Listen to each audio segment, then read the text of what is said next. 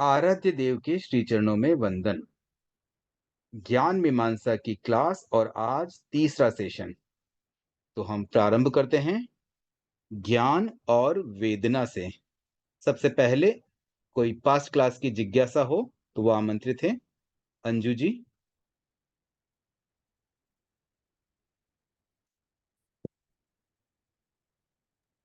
नहीं, मैंने hand raise किया रीडिंग के लिए। सॉरी। ठीक है, मैं आपको ऐड कर देता हूँ। और किसी की कोई जिज्ञासा हो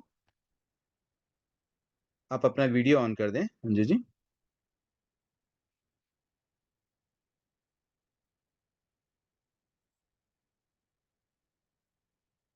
ठीक है, तो प्रारंभ करते हैं हम।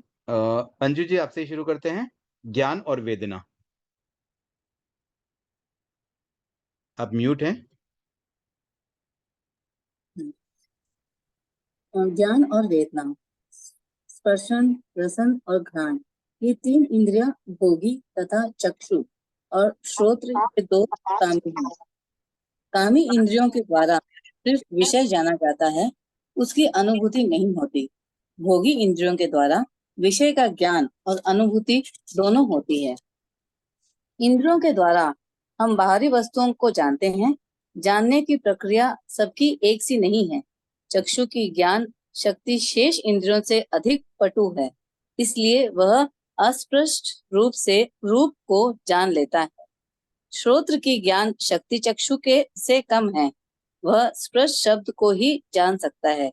शेष तीन इंद्रियों की क्षमता श्रोत्र से भी कम है, वे अपने विषय को बद स्पष्ट हुए बिना नहीं जान सकते। ठीक है, एक बार बाहर यहाँ रुकते हैं। देखिए, ज्ञान और वेदना की बात है। इससे पहले वाले पैराग्राफ में ज्ञान, दर्शन और संवेदना की बात थी। ये तीनों जीव की क्वालिटीज थी, मतलब जीव द्वारा ही ज्ञान होता है विशेष बोध के रूप में, दर्शन होता है सामान्य बोध के रूप में, और अनुभूति होती है संवेदना के रूप में। अब यहाँ पर बात आ रही है ज्ञान के साथ वेदना की। तो जब हम ज्ञान प्राप्त करते हैं किसी चीज का, जब हमें नॉलेज होता है, तो उस नॉलेज के साथ में अनुभूति कैसे जुड़ पाती है, कहाँ कहाँ जुड़ पाती है, इसका विश्लेषण यहाँ आया है। सबसे पहले 5 इंद्रियों में से 2 कैटेगराइजेशन हो गया, कामी और भोगी इंद्रियों के रूप में। तो कामी इंद्रियां 2 बताई गई, चक्षु और श्रोत। आंखों से हम कोई चीज देखते हैं, देख लिया लेकिन उसकी अनुभूति नहीं हो पाती है। कानों से शब्दों को सुन लिया लेकिन अनुभूति नहीं होती है। रस, जीभ के द्वारा कोई चीज टेस्ट कर ली, तो टेस्ट करने के बाद उसको भोगा भी जाता है, उसकी एक्चुअल अनुभूति हो पाती है, उसे हम एक्चुअली ग्रास्प कर पाते हैं। सिमिलरली बाकी जो 2 इंद्रियां हैं उनमें भी घ्राण और स्पर्श में भी सेम सेम चीज है कि वहां हम उसे ग्रहण कर पाते हैं, उसको अनुभूति के रूप में भोग पाते हैं। तो इसलिए ये 3 तो हो गई भोगी, क्योंकि ये विषय को ग्रहण करके उसका भोग भी करती है, जीव द्वारा उसे भोगा जाता है। अब बात आई है कि इनमें अंतर क्यों है। तो जैसे चक्षु के बारे में कहा जाता है कि शेष 4 इंद्रियों से आंखें जो है ना, वो सबसे ज्यादा एक्सपर्ट होती है। पटु का मतलब चतुर होना, मतलब एक्सपर्ट होना। तो आईज सबसे ज्यादा पावरफुल भी हम कह सकते हैं, क्योंकि आंखों से बहुत कुछ इजीली हम जान पाते हैं। कोई चीज हमने टेस्ट की, थोड़ा कंफ्यूजन फिर भी हो सकता है, लेकिन आंख से अगर देख लिया तो एकदम क्लियरिटी हो जाती है कि हाँ ये चीज यही है। तो इसका कारण क्या है, क्योंकि आंखें बहुत पावरफुल है, तो उसका प्रभाव क्या होता है, उससे क्या इफेक्ट होता है। इसका इफेक्ट ये होता है कि आंखों के लिए विषय को टच करना जरूरी नहीं है। जैसे कानों में तो शब्द का पढ़ना जरूरी है, हमने यहाँ पर कुछ बाधा डाल दी, पढ़ना जरूरी है, लेकिन आंखों में वह वस्तु नहीं पड़ती, वस्तु बहुत दूर है। जैसे चंद्रमा को हम देख पाते हैं, कितना दूर है चंद्रमा, लेकिन स्टिल वी कैन सी। तो आईज को वो विषय टच नहीं करता, स्पर्श नहीं करता है। तो आंखों में ये क्वालिटी इसलिए क्योंकि वो अन्य इंद्रियों से ज्यादा पावरफुल है। उसके बाद में श्रोत में शब्द का कान में स्पर्श होना जरूरी है, लेकिन केवल स्पर्श होने से काम हो जाता है, उसके आगे उसका बहुत ज्यादा कनेक्शन होने की जरूरत नहीं है। तो ये बात आ गई कान के संबंध में। अब बाकी 3 इंद्रियों में एक्चुअली क्या होता है, जैसे जीभ है, तो जीभ पर केवल टच होने से नहीं, उसको पूरी तरह से जीभ के साथ घुल मिल जाती है चीज, तब जाकर के उसका स्वाद आ पाता है। तो यहाँ 3 शब्द भी अलग अलग आए हैं। एक शब्द आता है स्पृष्ट, जैसे आंख के लिए आया अस्पृष्ट। अस्पृष्ट का मतलब बिना छुए। हम विषय को एक्चुअली छूते नहीं है, आंखों से देखने के लिए उस विषय को टच करने की जरूरत नहीं होती है, या आंख तक वो विषय एक्चुअली पहुंचता नहीं है, फिजिकली टच नहीं होता है, तो उसे बोलते हैं अस्पृष्ट रूप। दूसरा शब्द आया है स्पृष्ट, श्रोत के लिए, कान में स्पर्श होना। स्पृष्ट का मतलब जो स्पर्श हो वो कहलाता है स्पृष्ट। तो ये कान के लिए, मतलब शब्द जो है ना वो स्पृष्ट होते हैं, मतलब वो कान के स्पर्श होते हैं। तीसरा शब्द आता है बद्ध स्पृष्ट। बद्ध स्पृष्ट का मतलब स्पर्श भी हो रहा है और साथ ही साथ वो उसके साथ कनेक्ट हो जाता है, बंध जाता है, बद्ध हो जाता है। तो इस तरह से 3 कैटेगरी हम समझ लें। वैसे कान और आंख को एक कैटेगरी में डाल के उसको कामी कह दिया गया, बट उनमें भी थोड़ा अंतर है। आंखें और ज्यादा पटु है, वो और भी दूर से ही चीजों को ग्रास्प करी, जबकि कानों में शब्द का पढ़ना जरूरी है। दूर कहीं कोई ढोल बज रहा है, हम नहीं पहचान पाएंगे जब तक कि वो शब्द हमारे कान में नहीं आएंगे, लेकिन आंखों से हम देख सकते हैं दूर की चीज भी। और बाकी 3 इंद्रियों के लिए तो जैसे स्पर्श भी है, 1 इंच भी कोई चीज दूर है ना, तो वो हमें फील नहीं हो पाएगी, बिल्कुल उसको टच होना पड़ेगा अच्छी तरह से स्किन के, तब जा करके हम उसको ग्रास। इसी प्रकार से नाक में भी गंध खाली नाक तक आने से नहीं, उसके अंदर जाएगी, अच्छे से हम उसको अच्छे से अंदर ले पाएंगे, तब जाके सही स्मेल का पता चल पाता है। तो ये इंद्रियों के संबंध में ये 3 बातें बताई गई। पहला अस्पष्ट, दूसरा स्पष्ट और तीसरा बद्ध स्पष्ट। इस रूप में विषय इंद्रियों से मिलते हैं, तब जाकर के विषय का ज्ञान होता है। और जब बद्ध स्पष्ट होते हैं तभी हम उसको भोग के रूप में अनुभूति भी कर पाते हैं। अब आगे करें कंटिन्यू अंजू जी। बाहरी विषय का स्पर्श किए बिना या उसके स्पर्श मात्र से जो ज्ञान होता है वहाँ अनुभूति नहीं होती। अनुभूति वहाँ होती है जहाँ इंद्रिय और विषय का निकटतम संबंध स्थापित होता है। स्पर्शन, रसन और घ्राण अपने अपने विषय के साथ निकटतम संबंध स्थापित होने पर उसे जानते हैं, इसलिए उन्हें ज्ञान भी होता है और अनुभूति भी। ठीक है, अब अनुभूति यहाँ मान पर देखिए 3 बातें जो हमने की थी ना, उसी का एक निचोड़ आ गया कि जहां पर बद्ध स्पष्ट होगा वहीं पर अनुभूति हो पाएगी। तो अनुभूति के लिए इंद्रियों के साथ विषय का घुल मिल जाना जरूरी होता है। तो स्पर्शन, रसन और घ्राण वो अपने विषय के साथ बहुत क्लोज हो जाते हैं, और इसलिए वो ज्ञान के साथ साथ अनुभूति भी कर पाते हैं। अनुभूति मानसिक भी होती है, पर वह बाहरी विषयों के गाढ़तम संपर्क से नहीं होती, किंतु वह विषय के अनुरूप मन का परिणमन होने पर होती है। मानसिक अनुभव की एक उच्चतम दशा भी है। बाहरी विषय के बिना भी जो सत्य का भास होता है वह शुद्ध मानसिक ज्ञान भी नहीं है और शुद्ध अतीन्द्रिय ज्ञान भी नहीं है। वह इन दोनों के बीच की स्थिति है। देखिए, अब तक हमने 5 इंद्रियों के द्वारा होने वाले ज्ञान और अनुभूति को समझा। अब बात यहाँ पे आ रही है मन के द्वारा कैसे अनुभूति होती है। तो मन के द्वारा जो अनुभूति की जाती है उसमें विषयों का संपर्क आवश्यक नहीं है, क्योंकि मन में बहुत पावर है। हमने देखा जहां जितना अधिक पावर होगा, जैसे आंखों में ज्यादा पावर था, तो वहां पर उसका विषय का स्पर्श होना भी आवश्यक नहीं था। तो मन तो और अधिक पावरफुल है, क्योंकि मन की बहुत सारी फंक्शनलिटी है। वो कल्पना कर सकता है, विचार कर सकता है, विश्लेषण कर सकता है, मेमोराइज कर सकता है, बहुत सारी चीजें मन में होती है। तो वहां पर विषयों के गाढ़तम संपर्क की आवश्यकता नहीं होती है। बस मन के अनुरूप जो परिणमन होता है, बस वही अनुभूति हो जाती है। मतलब मन में भोगना, मन से फील करना, ये बहुत आसान होता है अपेक्षाकृत। क्योंकि मन ही मन व्यक्ति कितना भी खुश हो सकता है, मन ही मन व्यक्ति कितना भी दुखी हो सकता है। वास्तव में वो परिस्थितियां आए या न आए, कभी कभी केवल कल्पना मात्र से हम कोई ऐसी चीज को इमेजिन करते हैं, विजुलाइज करते हैं, और उस विजुलाइजेशन के दौरान ही हम इतने प्रसन्न हो जाते हैं, मन में मानो बहुत खुशी ही खुशी, अपार खुशी आ जाती है। तो मन की जो अनुभूति है ना, उसमें विषयों का संपर्क आवश्यक नहीं है। बस मन का जैसा परिणमन हुआ वैसा भाव और वैसा अनुभूति, वैसा सुख दुख का जो भी उसको वेदना, वो सब उसको मिल जाती है। तो मानसिक अनुभव के बारे में और एक बात बताइए कि जहाँ मन के द्वारा न बाहरी विषयों को भी मतलब आभास नहीं किया, तो उस समय और कोई अतीन्द्रिय ज्ञान भी नहीं है। देखो 2 बातें हो सकती हैं, या तो कोई विषय मिले हमें, भी बाहर का कोई विषय है तब तो हमने उसको देखा, समझा और फिर अनुभव किया, हाँ, ये चीज़ अच्छी लग रही है, सुहावनी लग रही है, मन को भावनी लग रही है, मन भावन है। लेकिन यहाँ हम कह रहे हैं, मन बाहर की वस्तु का संपर्क नहीं हुआ है, तो फिर हम केवल चिंतन कर रहे हैं।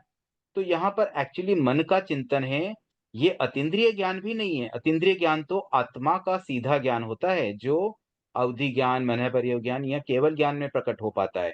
तो ये जो मानसिक अनुभूति वाली स्टेज है ना, वो एक मिडिल टायर समझ लीजिए, मिडिल लेवल है, जो न तो बाहरी विषयों के ग्रहण करने से हो रही है, न अतीन्द्रिय ज्ञान से हो रही है। मानो इन दोनों के बीच की एक ऐसी स्थिति होती है, जिससे हमें मन ही मन बड़ा अच्छा लगता है, मन ही मन हम अनुभूति कर पाते हैं। तो ये टॉपिक एक बार कंप्लीट होता है, अब मैं सरिता जी आपसे चाहूँगा आप आगे का रीड करें, लेकिन उससे पहले अगर कोई जिज्ञासा किसी की कोई भी हो तो आप पूछ सकते हैं, क्योंकि जिज्ञासाएँ आना बहुत ज़रूरी है, अगर उसी समय पूछ लेंगे तो ईज़ी हो जाता है। सर, ये आपने जो पद स्पृष्ट का बताया, वो वापस बताएंगे? बद्ध स्पृष्ट का मतलब होता है बंद करके टच करना, मतलब उसको जैसे कोई चीज़ एक तो सिंपल टच हुई और एक और ज़्यादा उसके अंदर घुस जाए।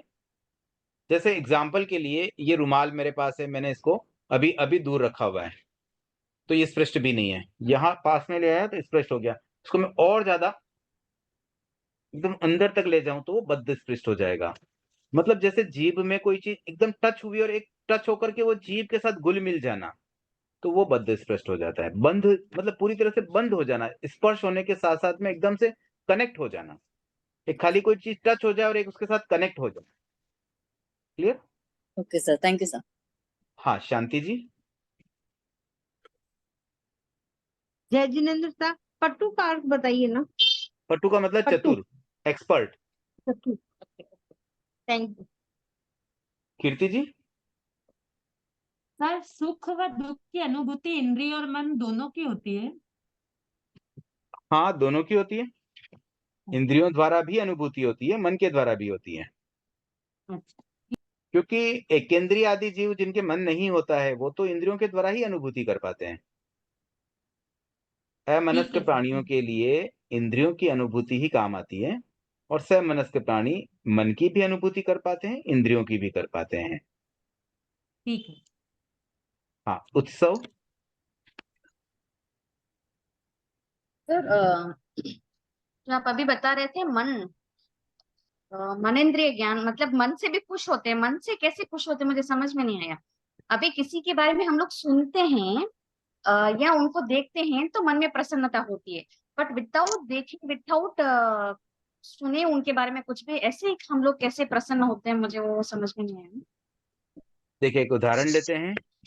जैसे मान लीजिए आपने कोई एग्जाम दिया, अब आप एग्जाम दे के आए और आने के बाद आप मन ही मन ऐसे प्रसन्न हो गए कि आज मेरा पेपर कितना अच्छा हुआ। आपने बस सोचा, कल्पना की, चिंतन किया और मन ही मन प्रसन्नता हो गई, आज कितना अच्छा मेरा पेपर हुआ।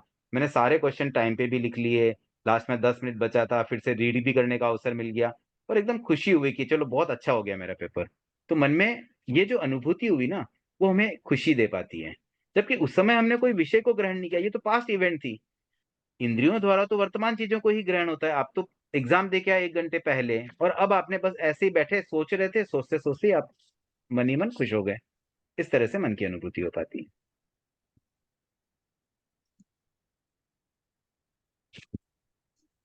ठीक है। ये और किसी ने एक हैंड और रेज किया है? ये मेरे को ओपन नाम से जिसका सेव है आईडी, एक तो जी, अपना जय नाम जिनेन्द्र प्रॉपर सर। लिख दे तो मैं उस नाम से बुला सकूं। जय जिनेन्द्र सर, मेरा नाम मधु बरेडिया है। ओपन जिसका लिखा हुआ है ना, वो मेरा है। तो हाँ, मुझे ना ये लास्ट वाला नहीं समझ में आया, जो मानसिक अनुभव की एक उच्चतम दशा भी है बाहरी विषय के बिना भी जो सत्य का भास होता है वह शुद्ध मानसिक ज्ञान भी नहीं है और शुद्ध अतीन्द्रिय ज्ञान भी नहीं है। ये वाला देखिए, नहीं समझ इसमें में ना आया। बीच वाली स्थिति कैसे बताई है कि एक तो होता है ना, कोई इंद्रियों का विषय जब ग्रहण किया जाता है मन के द्वारा, और फिर उस मानसिक ज्ञान के आधार पर कोई अनुभूति हो, तो वो एक बात हो गई, उसको हम कहेंगे मानसिक ज्ञान।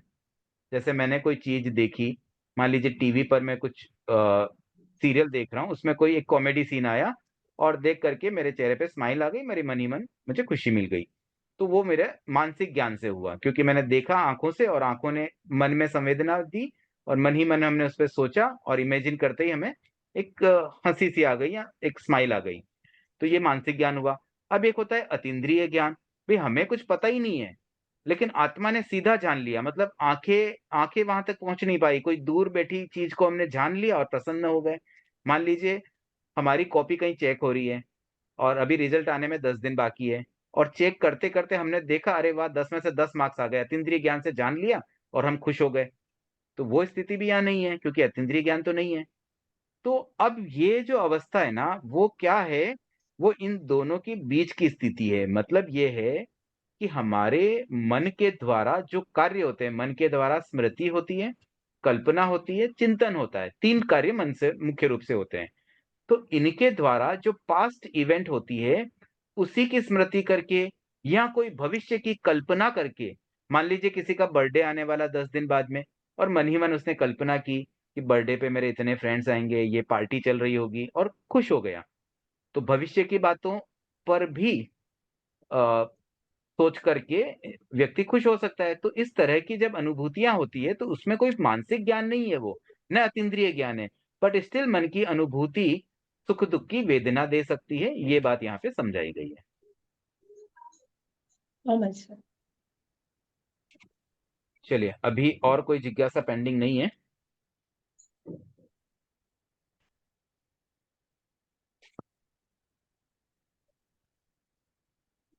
हाँ, आगे बढ़ते हैं, सरिता जी। वेदना की दो रूप, सुख दुख। अच्छा, 1 मिनट बाह्य इंटरप्ट करूंगा। पदम जी ने भी हैंड रेज किया है। पदम जी, आप पहले बोल दीजिए। लेकिन सर ये जो बाहरी विषय के बिना भी जो सत्य का भास होता है, इसे थोड़ा एक्सप्लेन कीजिए प्लीज। देखिए, बाहरी विषय अभी हमें नहीं मिले, स्टिल हम कल्पना के द्वारा, चिंतन के द्वारा चीजों को जब इमेजिन करते हैं, या स्मृति के द्वारा पहले की कोई बात याद आ गई, तो वो भी एक तरह से सत्य का भास है। लेकिन वहां पर कोई बाहरी विषय अभी हमें नहीं मिले। मतलब जो ट्रुथ था उसको हमने जाना। कैसे जाना? क्योंकि हमारा पास्ट मेमोराइज की वजह से, हमने पास्ट में कोई मेमोरी में कोई घटना आ गई, मान लीजिए 5 साल पुरानी कोई घटना एकदम हमें याद आ जाए, और वो घटना सोच करके हम कुछ सुख या दुख की अनुभूति कर लें। तो इस तरह की से सत्य का भास तो हो रहा है, बट उसमें बाहरी विषयों का सीधा इन्वॉल्वमेंट नहीं है।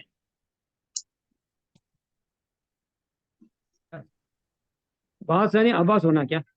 हाँ, भास मतलब आभास। यस।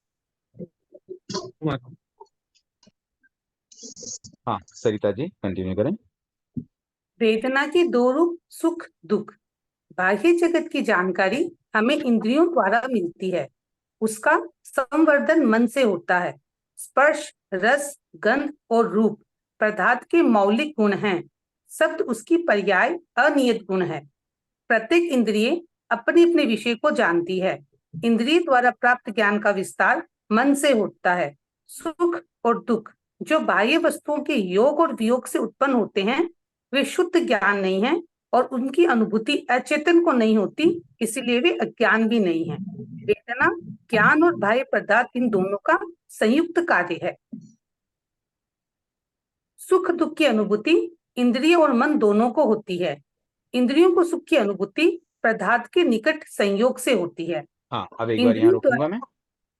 देखिए, बाह्य जगत में जो कुछ भी विषय पड़े हुए हैं, उन्हें ग्रहण किया जाता है इंद्रियों के द्वारा, और मन के द्वारा उनका संवर्धन, मतलब कि उसको और आगे बढ़ाते हैं और डिटेल में जानते हैं। बेसिक चीजें हमें इंद्रियों से मिली, और फिर मन में जब उस पर चिंतन एनालिसिस होता है, तो उसको और अधिक गहराई से समझ पाते हैं।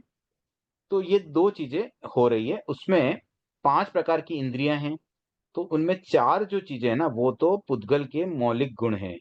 स्पर्श, रस, गंध और रूप। इनको तो हम 4 इंद्रियों से देख लेते हैं, और शब्द जो है वो वस्तु की पर्याय है, वो मूल गुण नहीं है। तो वो पर्याय है, मतलब कि अनियत है, नॉट रेगुलर, मतलब वो परमानेंट नहीं है, टेम्पररी होता है। किस समय क्या, किस समय क्या, उस रूप में होता है। तो डिफरेंट डिफरेंट समय में डिफरेंट डिफरेंट शब्द जनरेट होते हैं। तो ये 4 मौलिक गुण और एक पर्याय, ये पांचों ही इंद्रियों के विषय बनते हैं। और फिर उन इंद्रियों के विषय को जब इंद्रियां ग्रहण करती है, मन तक पहुंचाती है, तो मन फिर उसका और अधिक विस्तार करता है। और उसका विस्तार करने के बाद जो बाह्य वस्तुएं के योग और वियोग से उत्पन्न होता है, वह है सुख दुख। मतलब यहां तक तो सिर्फ ज्ञान था, देखना और जानना, ये एक पार्ट है। उसके बाद उससे अफेक्ट होना, उसकी अनुभूति करना। देखिए, अनुभूति भी अजीव तो नहीं कर सकता। जो भी अनुभूति होती है वो चेतना ही करेगी। हमने इससे पहले वाले एक पैराग्राफ में पढ़ा था, ज्ञान, दर्शन और अनुभूति, ये 3 चीजें चेतना के कार्य है। तो अचेतन तो ये कर नहीं सकता है। तो ज्ञान दर्शन ये एक पार्ट हो गया। जानना देखना, जानना देखना, यहां तक तो मानो बिल्कुल न्यूट्रल चीज चल रही है, पूरी तटस्थता है। जैसा है वैसा जान लिया। आंखें कभी गलत नहीं बताएगी, जो है जैसा है वैसा बता देगी। वो उसको ये भी नहीं कहेगी ये अच्छा है, ये भी नहीं कहेगी ये बुरा है। यथार्थ स्थिति को प्रस्तुत करना ये इंद्रियों का काम है, और फिर उस पर मनन करना वो मन का कार्य है।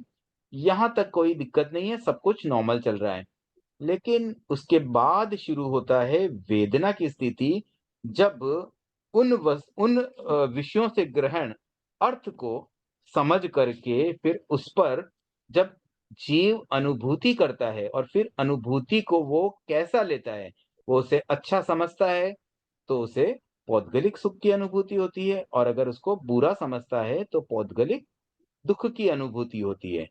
तो मूल रूप से वेदना भी एक्चुअली ज्ञान का ही पार्ट है, लेकिन फिर भी हम इसको 2 पार्ट में डिवाइड कर सकते हैं।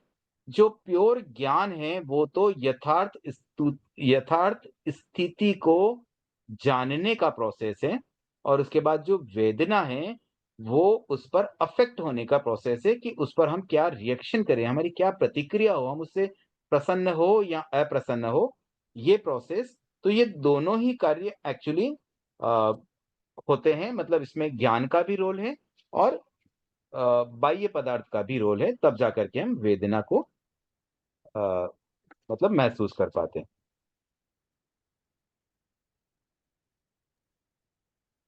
इंद्रियों द्वारा प्राप्त अनुभूति और कल्पना, ये दोनों मानसिक अनुभूति के निमित्त हैं।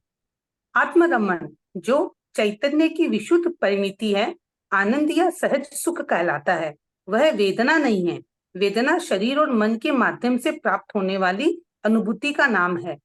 अमनस्क जीवों में केवल शारीरिक वेदना होती है। समनस्क जीवों में शारीरिक और मानसिक दोनों प्रकार की वेदना होती है। एक साथ सुख दुख दोनों की वेदना नहीं होती। अच्छा, अब देखिए, इससे पहले एक पैराग्राफ का एनालिसिस रह गया था कि सुख दुख की अनुभूति इंद्रिय और मन दोनों को होती है। लेकिन कैसे होती है? देखो, मन को तो हो ही जाएगी, बट इंद्रियों को अनुभूति निकट संयोग से ही होती है। तो 3 इंद्रियों में ही निकट संयोग होता है, तो उन्हीं 3 जो भोगी इंद्रिया, उनके द्वारा ही सुख दुख की अनुभूति हो पाती है, और बाकी मन के द्वारा तो हो ही जाएगी। अब रही बात कि ये जो अनुभूति है वो किस रूप में है। जैसे हम कहते हैं मोक्ष में भी एक अनुभूति होती है, वहां पर परम आनंद है। तो वो जो परम आनंद या आत्मरमण की स्थिति है, वह चैतन्य की विशुद्ध परिणति है। मतलब चैतन्य की वह अवस्था जब कर्म मुक्त हो जाती है, पूरी तरह से प्योर हो जाती है, तो वो अनुभूति इस मानसिक अनुभूति से डिफरेंट है। वो सहज सुख कहलाता है। और अभी हम जिन सुखों की या दुखों की बात कर रहे हैं, जिस अनुभूति की बात कर रहे हैं, वो पदार्थों से प्राप्त अनुभूति है, और यह मानो पौद्गलिक सुख दुख के निमित्त बनती है। तो उन दोनों का भी हमें अंतर समझना होगा कि मोक्ष का सुख अलग है और पदार्थों का सुख अलग है।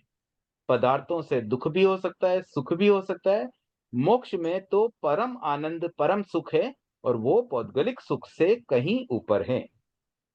और एक बात बताई गई कि जो अमनस्क प्राणी होते हैं उनमें केवल इंद्रियों के द्वारा ही वेदना की अनुभूति होती है, वहां मन का अभाव है। लेकिन जो समनस्क प्राणी हैं उनमें मानसिक और शारीरिक दोनों प्रकार की वेदना हो सकती है। इंद्रियों द्वारा होने वाली वेदना शारीरिक वेदना और मन द्वारा होने वाली वेदना मानसिक वेदना। तो और एक बात ये भी बताई गई कि सुख और दुख ये दोनों अनुभूति साथ में नहीं होती है, एक समय में एक बात होगी। हाँ, कभी कभी ऐसा हमें लग सकता है कि मानो दोनों साथ हो रही है, लेकिन उसका भी वही प्रोसेस है जो मैंने लास्ट क्लास में बताया था कि इतना जल्दी जल्दी होता है, वन बाय वन। ये सुख का अनुभूति किया, इधर दुख का किया, सुख का किया, दुख का किया, ऐसे करते करते ऐसा लगने लगता है मानो दोनों साथ में हैं। एक भगवान महावीर के निन्हव के प्रसंग में एक घटना आती है, तो वहां पर भी कुछ ऐसा ही प्रसंग बना कि एक मुनि नदी पार कर रहे थे। नदी का पानी ठंडा और ऊपर धूप, बाल कटे हुए थे, बाल मतलब मुंडन किए हुए थे, तो धूप ऊपर गर्मी सहन नहीं हो रही है और नीचे सर्दी। तो दोनों का उन्हें ऐसा लगा मानो दोनों की अनुभूति साथ में हो रही है। तो ठंडा और गर्म दो अनुभूति साथ में, तो उसका भी एक्चुअली उससे वो कंफ्यूज भी हो गए, निन्हव भी बन गए, सिद्धांतों से विमुख भी हो गए, वो एक अलग स्टोरी है। लेकिन मूल बात यही है कि दो बातें की जो अनुभूति साथ में होती है ना, वो भी एक्चुअली एक समय में एक ही होती है, वन बाय वन होती है। ठंडा गरम, ठंडा गरम, ठंडा गरम लगता है दोनों साथ में हो रही है, लेकिन वन बाय वन ही होता है। तो कंप्यूटर का जैसे प्रोसेस सिस्टम होता है ना, उसी से समझना होगा, एक एक करके सबको प्रोसेस करता है, लेकिन इतना क्विकली करता है कि मानो मल्टीटास्किंग हमें साथ में ही दिखाई पड़ता है। तो वैसा ही सुख दुख के बारे में समझना चाहिए कि ये जो अनुभूति है वो भी एक समय में एक ही चीज की, एक ही मतलब या तो सुख या दुख में से एक ही होगा। ठीक है, यहां तक अगर कोई जिज्ञासा है तो एक बार हैंड रेज कर दें। उसके आगे मैं निशा जी आपसे चाहूंगा अब रीड कर सकें तो।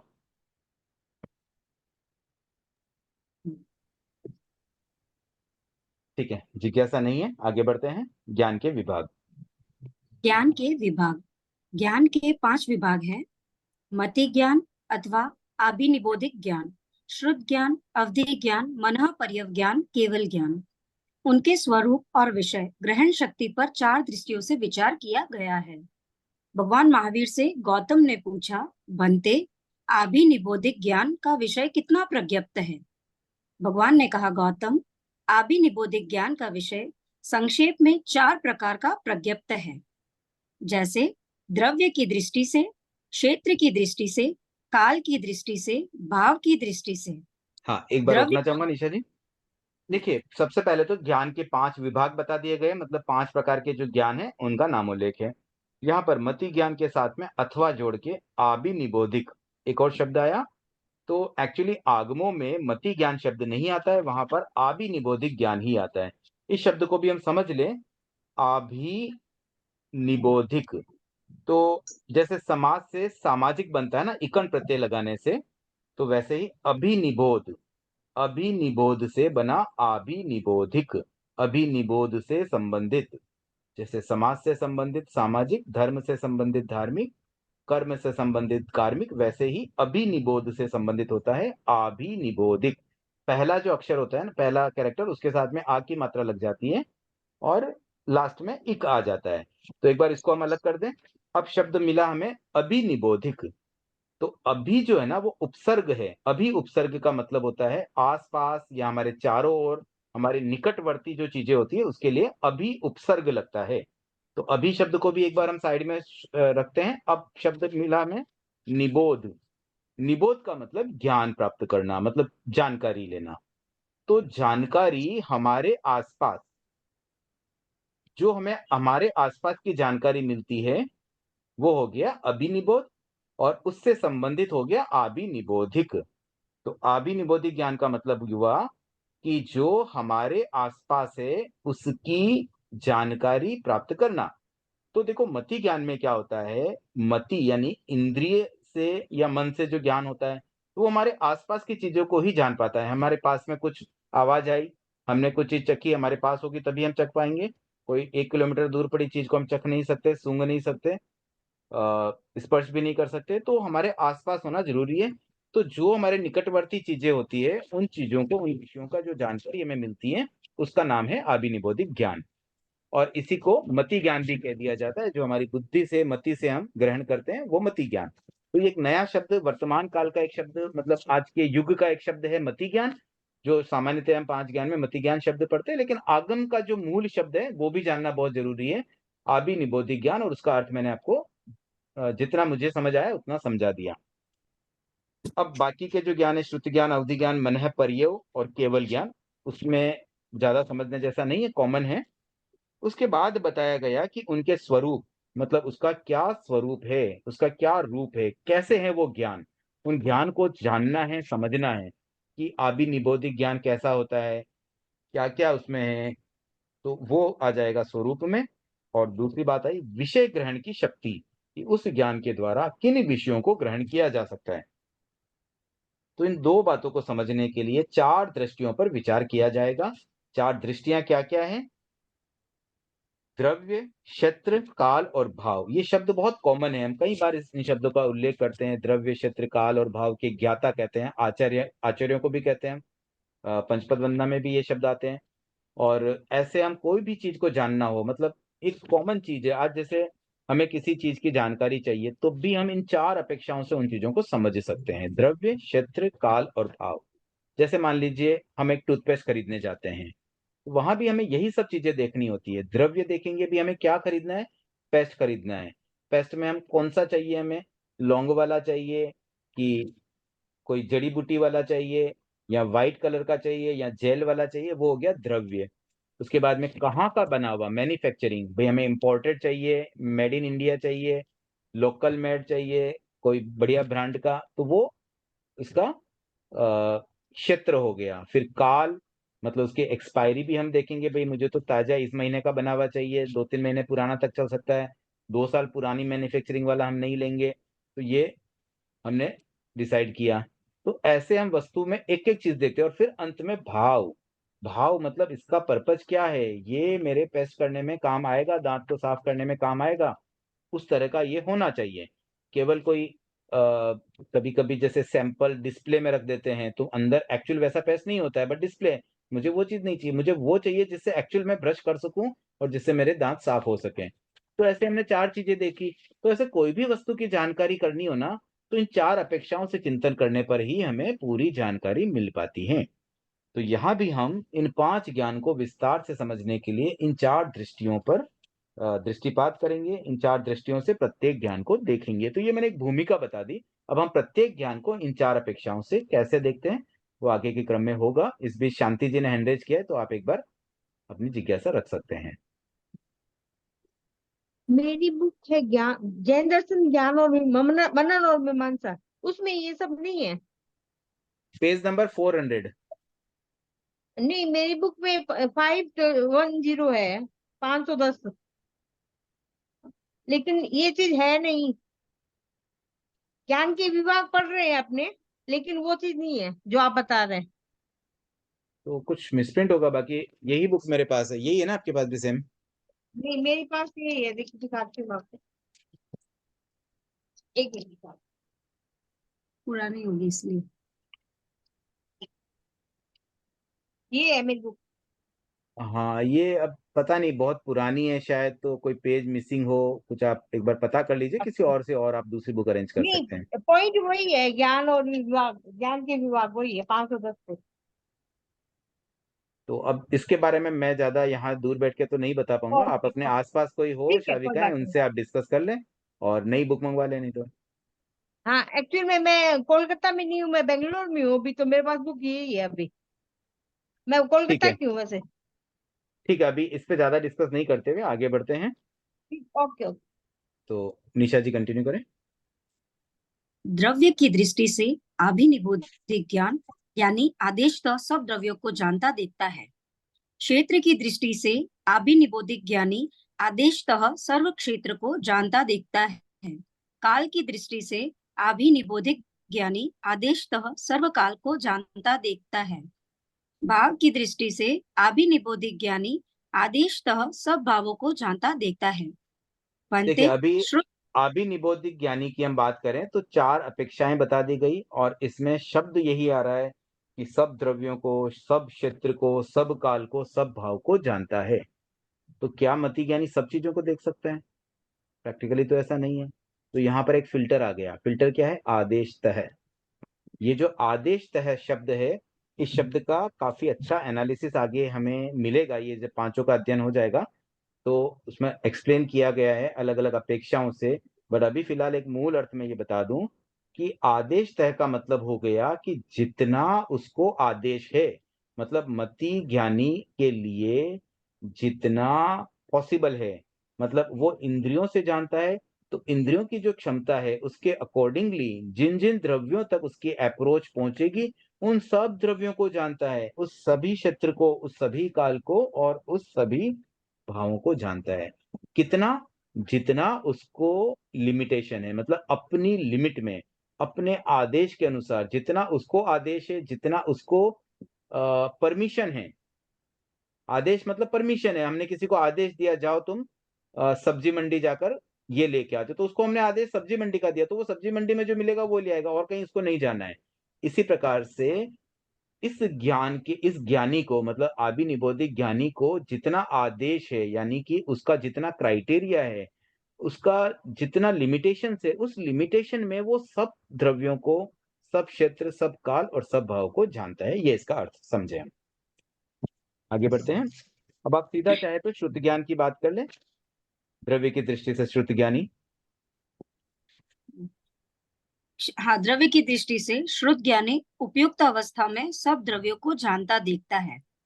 क्षेत्र की दृष्टि से शुद्ध ज्ञानी उपयुक्त अवस्था में सब क्षेत्रों को जानता देखता है। काल की दृष्टि से शुद्ध ज्ञानी उपयुक्त अवस्था में सर्व काल को जानता देखता है। भाव की दृष्टि से शुद्ध ज्ञानी उपयुक्त अवस्था में सब भावों को जानता देखता है। ठीक है, अब बनते देखिए शुद्ध ज्ञानी के बारे में भी 4 बातें किस तरह से है। ये भी सब द्रव्य, सब क्षेत्र, सब काल और सब भावों को जान रहा है, बट कैसे? उपयुक्त अवस्था में। उपयुक्त अवस्था का मतलब होता है जब ये के प्रति दत्त चित्त होता है, यानी कि श्रुत का उपयोग करता है, श्रुतोपयोग की अवस्था में। श्रुत ज्ञानी जब अपने ज्ञान का उपयोग लगाता है, देखिए उपयोग बहुत महत्वपूर्ण है। हमने ज्ञान कैसे उत्पन्न होता है उस टॉपिक में यही समझा कि ज्ञान तो हमारे भीतर पहले से ही है, मतलब प्रत्येक आत्मा में अनंत ज्ञान ऑलरेडी है। तो उत्पन्न कैसे हुआ? उस ज्ञान का उपयोग करने से। उस ज्ञान को काम में लिया। काम में लेने का मतलब यही होता है कि जिस विषय को हमें जानना है, उस विषय पर दत्त चित्त होना, उस पर फोकस होना, उस पर कंसंट्रेट होना।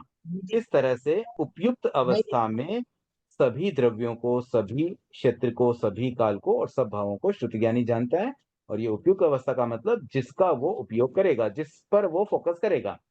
जैसे जिस चीज पर वो जानने का एफर्ट करेगा, बस उसको वो जान लेगा। अब हमने बहुत सारी आगमों में बातें पढ़ी, बहुत सारे अर्थ भी जाने, और परीक्षा में कोई प्रश्न आया और उस समय हमने अपनी मेमोरी से उन बातों को एक्सट्रैक्ट करके लिख लिया, तो हमने श्रुतोपयोग कितना किया? जितना हमने उस समय फोकस किया। ऐसे तो कितनी बातें हमने पढ़ी होगी।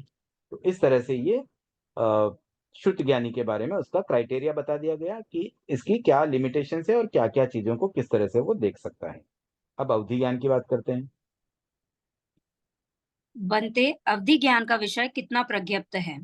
गौतम, अवधि ज्ञान का विषय संक्षेप में 4 प्रकार का प्रज्ञप्त है, जैसे द्रव्य की दृष्टि से, क्षेत्र की दृष्टि से, काल की दृष्टि से, भाव की दृष्टि से। देखिए यहाँ तक का है ना, टॉपिक कॉमन रहेगा। मतलब हम सीधा द्रव्य की दृष्टि से अवधि ज्ञानी यहीं से पढ़ लेंगे तो भी क्लियर हो जाएगा, क्योंकि हर एक का सेम प्रश्न है, बस ज्ञान का नाम बदल गया। द्रव्य की दृष्टि से अवधि ज्ञानी जगन्यतः अनंत रूपी द्रव्यों को जानता देखता है। उत्कृष्टः वह सब रूपी द्रव्यों को जानता देखता है। क्षेत्र की दृष्टि से अवधि ज्ञानी जगन्यतः अंगुल के असंख्यातवें भाग को जानता देखता है। उत्कृष्टतः वह अलोक में लोक प्रमाण असंख्यात खंडों को जानता देखता है, जान सकता है, देख सकता है।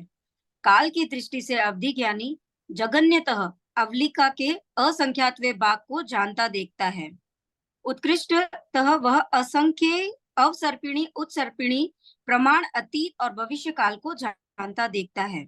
भाव की दृष्टि से अवधि ज्ञानी जगन्यतः अनंत भावों को जानता देखता है, उत्कृष्टतः भी अनंत भावों को जानता देखता है, सर्व भावों के अनंतवें भाग को जानता देखता है। देखिए अब यहाँ पर अवधि ज्ञान का जो क्राइटेरिया दिया ना, थोड़ा सा ऐसा लग रहा है, थोड़ा कॉम्प्लिकेट कर दिया है।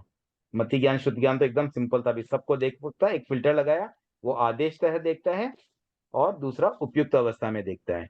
अब यहाँ पर है ना बहुत सारी चीजें बताई गई। सबसे पहले तो यहाँ पे जगन्य और उत्कृष्ट दो शब्द आ गए। जगन्य का मतलब मिनिमम, मतलब कम से कम कितना देखेगा वो, और उत्कृष्ट मतलब अधिक से अधिक क्या देखेगा। तो एक तो ये समझ लें कि अवधि ज्ञानी जो होते हैं ना, उनमें तरतमता होती है, उनके ज्ञान की तरतमता।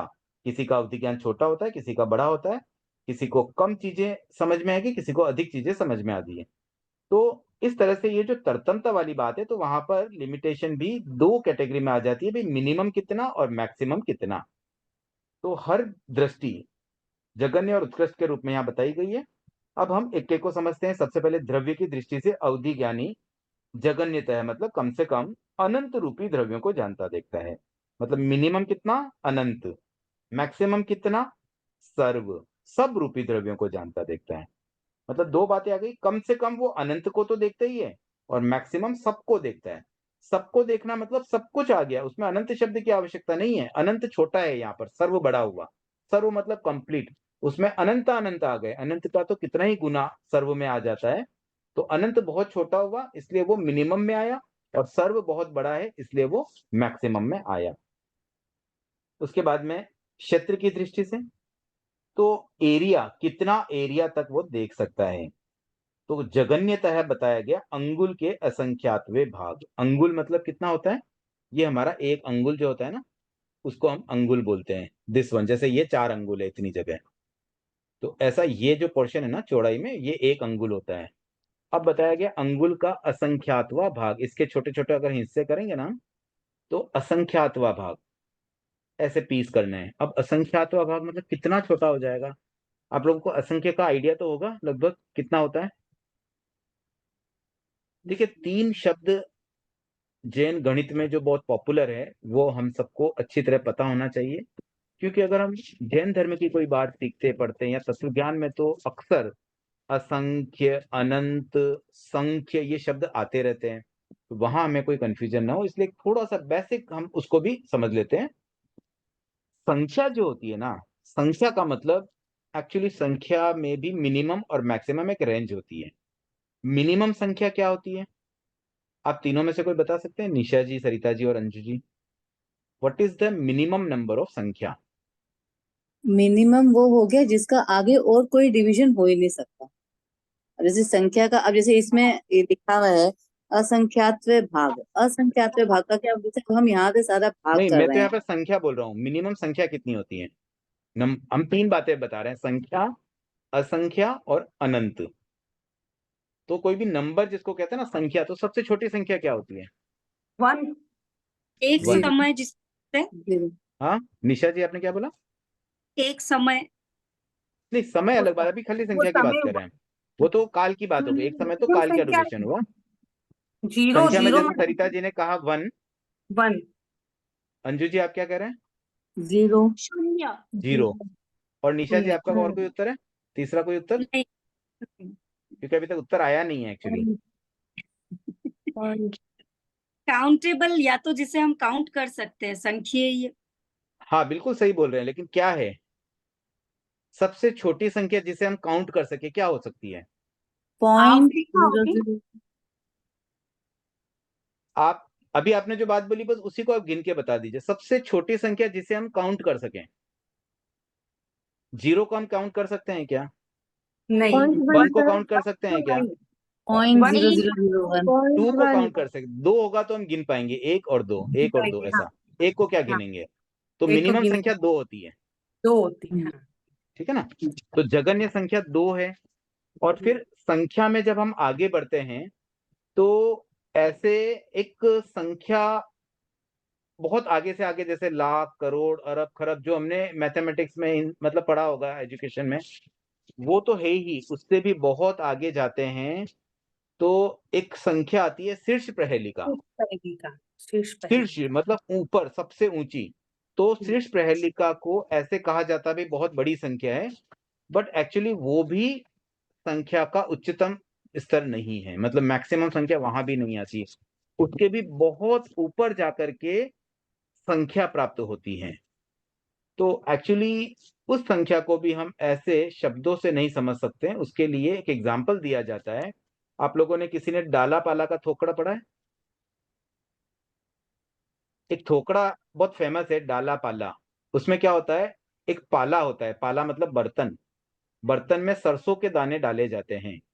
तो फिर उसका एक प्रोसेस होता है, कैसे कैसे डालना है, सरसों के दानों को उस बर्तन से निकाल के एक द्वीप में डालना है, फिर समुद्र में डालना है, फिर द्वीप में, फिर समुद्र में, ऐसे डालते जाते हैं। पूरा बर्तन जब खाली हो जाता है, फिर जितने एरिया तक वो दाने डाले गए उस साइज का एक नया पाला तैयार किया जाता है, नया बर्तन इतना बड़ा। फिर उस बर्तन को फिर सरसों के दानों से भरना, फिर उसको खाली करना, ऐसा एक डाला पाला का एक ठोकरा होता है। इसकी काफी डिटेल व्याख्या है, उसको समझने में 3-4 घंटे चाहिए। कभी अवसर हुआ तो अलग से इसकी क्लास रखी जा सकती है।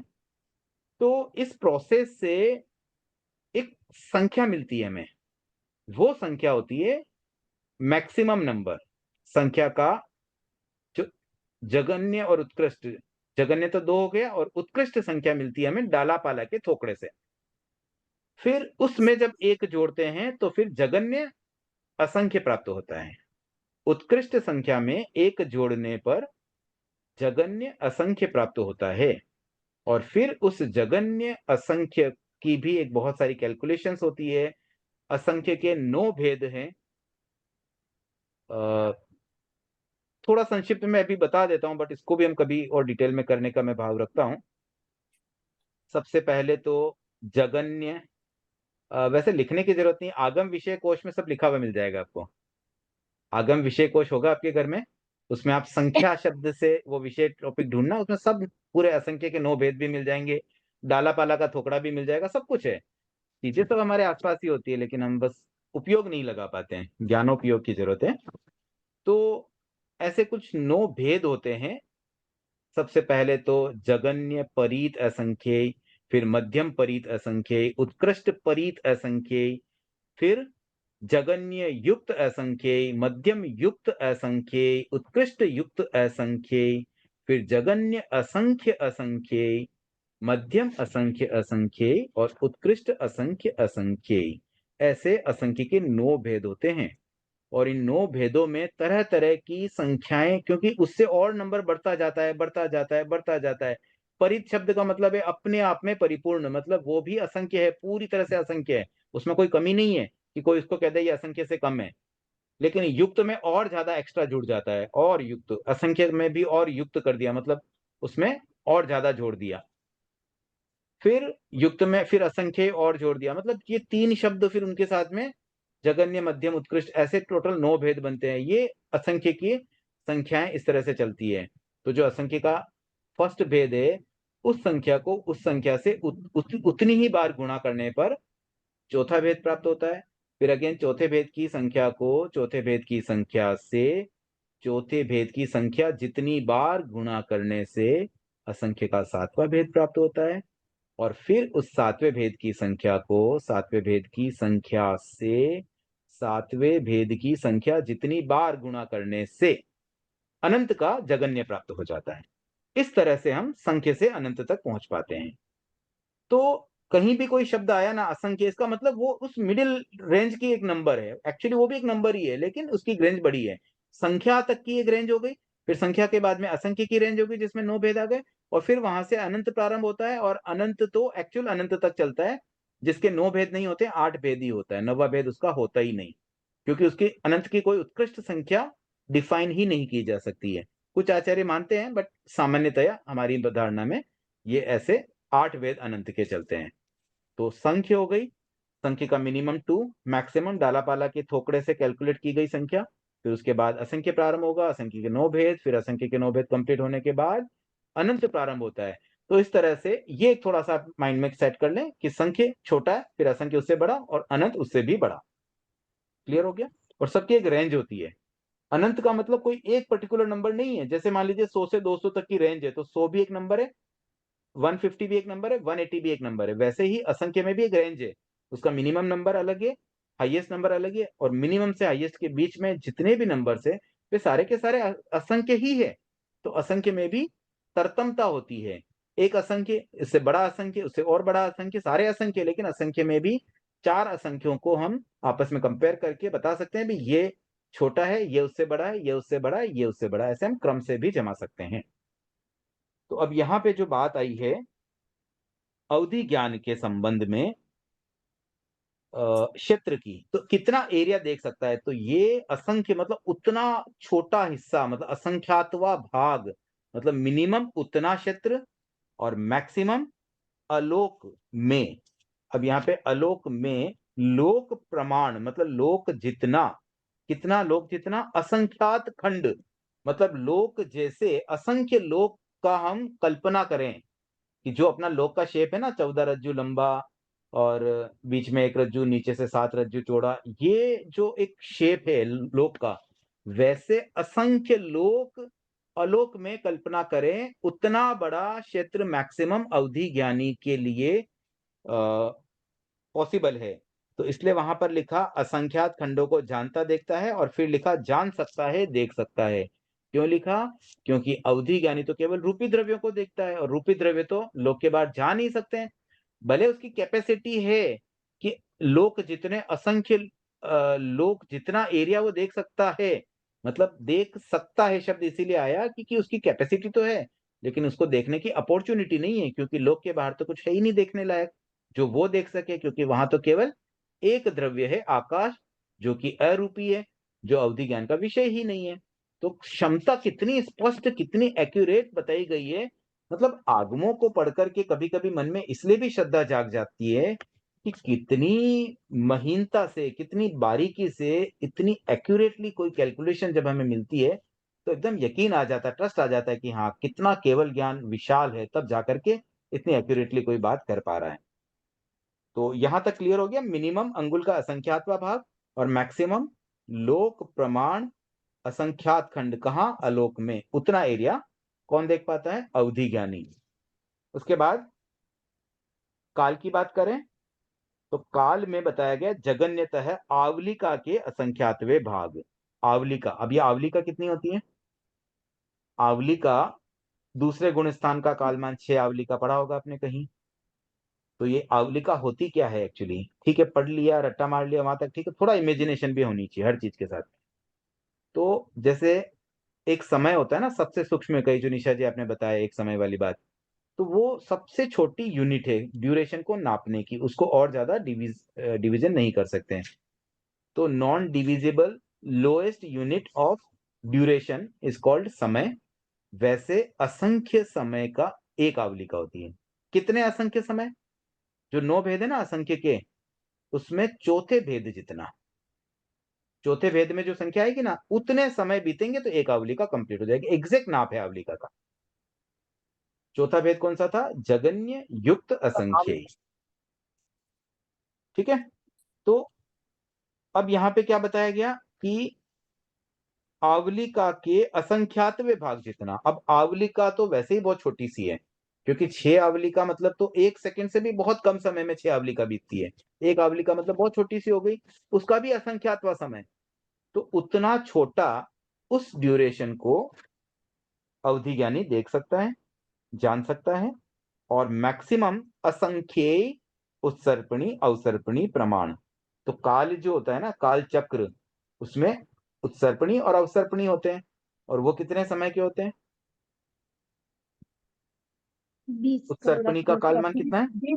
20 सागरोपम दोनों, मतलब एक अवसर्पणी उत्सर्पणी 20 सागरोपम। सागरोपम होता है कि करोड़ा करोड़ सागरोपम करोड़ा होता है? करोड़ करोड़ा करोड़ 20 करोड़ा करोड़ सागरोपम। हाँ, हाँ, मिच्छामित्तम तो 20 करोड़ा करोड़ तो सागरोपम। 20 मतलब प्रत्येक प्रत्येक अवसर्पणी और उत्सर्पणी प्रत्येक 10-10 करोड़ 10 करोड़ा करोड़ सागरोपम सागरोपम के होते हैं।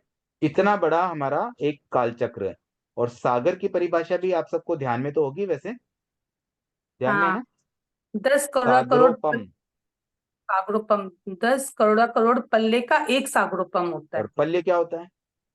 पल्ले वो 4000 कोस जो ऊंचाई चौड़ाई वाला जो कुआं, जिसमें एक नवजात चार यौगिक कोस, शिशु, 4 कोस।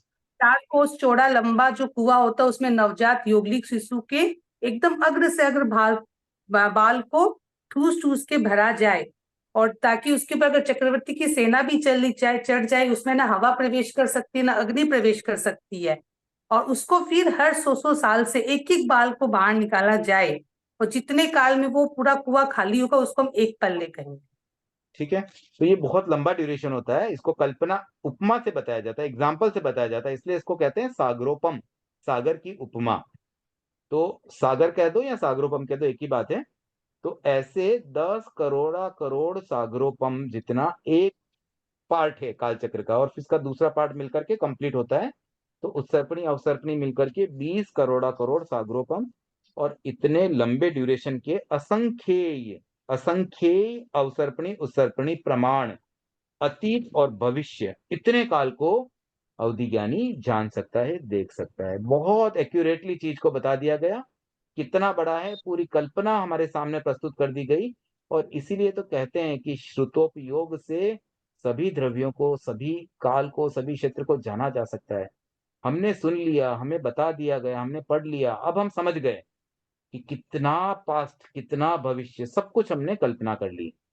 तो इस तरह से हम शुद्ध ज्ञान के द्वारा बहुत चीजें बहुत डिटेल में जान पाते हैं। भले हमने प्रैक्टिकली आत्मज्ञान से अनुभव नहीं किया, लेकिन सुन लिया, पढ़ लिया, तो हमें पता चल गया।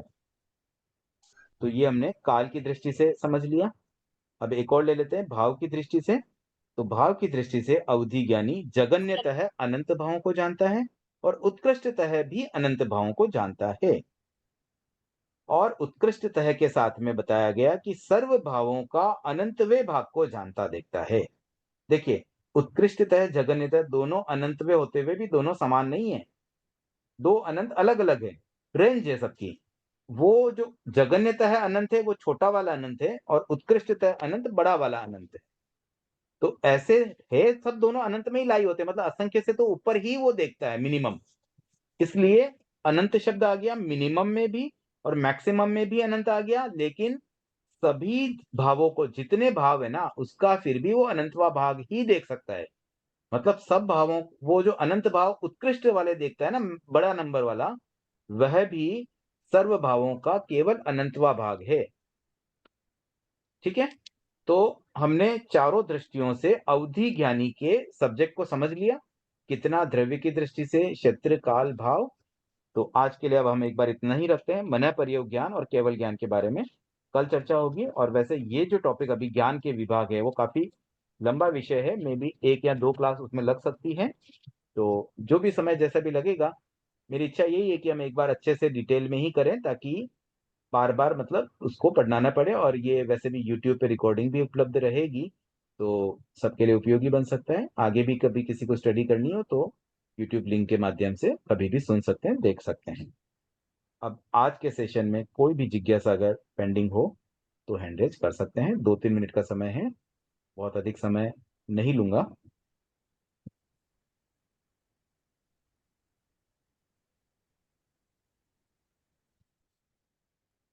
चलिए, आई थिंक कोई जिज्ञासा तो अभी नहीं है।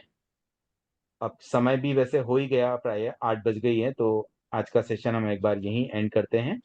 और थोड़ा सा ये टॉपिक को समझने के लिए जो बातें आज बताई गई, संख्य, असंख्य, अनंत, उसको थोड़ा और समझने का प्रयास करें। जब तक ये चीजें क्लियर नहीं होती है ना, तब तक फिर वो शब्द शब्द रह जाते हैं। उनके भावों को पकड़ना, उसके मीनिंग के अनुसार मन में विजुअलाइजेशन करना थोड़ा सा कठिन हो सकता है। इसलिए इन शब्दों को अच्छे से समझना है और विजुअलाइज भी करना है। संगीता जी।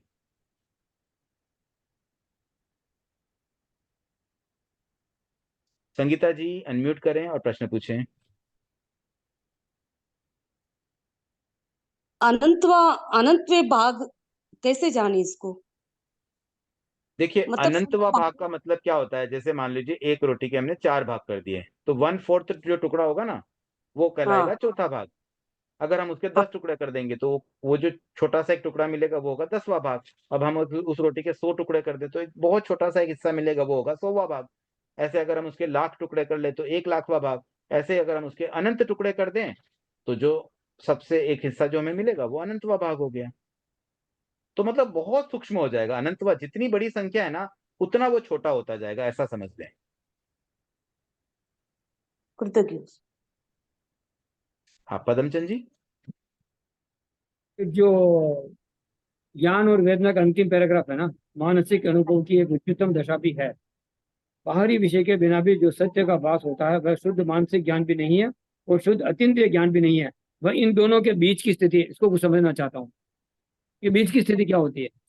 देखिए वैसे तो ये मैंने ऑलरेडी उस समय जब ये आया था तब पूरा अच्छे से बताया था, फिर एक बार और जिज्ञासा समाधान में भी हुआ था। बीच की स्थिति इस रूप में है कि एक तो मानसिक ज्ञान इस तरह से होता है कि कोई विषय को ग्रहण किया और फिर उस विषय के बारे में मन में जो भी उस विषय को ग्रहण करने से जो ज्ञान होता है वो ज्ञान होता है मानसिक ज्ञान। दूसरा एक ज्ञान होता है अतीन्द्रिय ज्ञान, जो उस विषय को देखे जाने बिना ही आत्मा का एक ज्ञान, जैसे अवधि ज्ञान आदि के द्वारा सीधा उसको जान लिया गया। मतलब बाहरी विषय बाहर नहीं है हमारे पास, कहीं दूर है, दूरस्थ पड़ी चीज को भी हमने जान लिया, वो होता है अतीन्द्रिय ज्ञान। लेकिन यहाँ जिस मानसिक अनुभव की बात हो रही है, जो एक उच्चतम दशा जो बताई गई है, वो दशा प्राप्त हो रही है हमारी मेमोराइजिंग, हमारी कल्पना आदि के द्वारा। जो पूर्व नॉन विषय होते हैं उस पर चिंतन करने से, उसके बारे में सोचने से, उस पर एनालिसिस करने से, उस पर ये निर्णय करने से कि ये मेरे लिए हितकर है कि अहितकर है, ये मुझे खुशी देगी या दुख देगी, इस तरह की बातें सोचने से फिर जब हमें वो वेदना की अनुभूति होती है, वो जो एक मानसिक आनंद मिलता है, मानसिक प्रसन्नता मिलती है, वो न तो मानसिक ज्ञान था न ही अतीन्द्रिय ज्ञान था, इन दोनों की एक बीच की स्टेज है। ओ मैडम। चलिए जिज्ञासा का क्रम आज के लिए इतना ही रखता, आपको रह जाए पेंडिंग जिज्ञासा तो उसको कल किया जा सकता है। आज के लिए इतना ही। कल की क्लास संभवतया शायद नहीं हो पाएगी, कल अवकाश रहेगा, ग्रुप में मैसेज में डाल दूंगा, तो परसों अब ये क्लास हो पाएगी। तो आज के लिए इतना ही रखते हैं।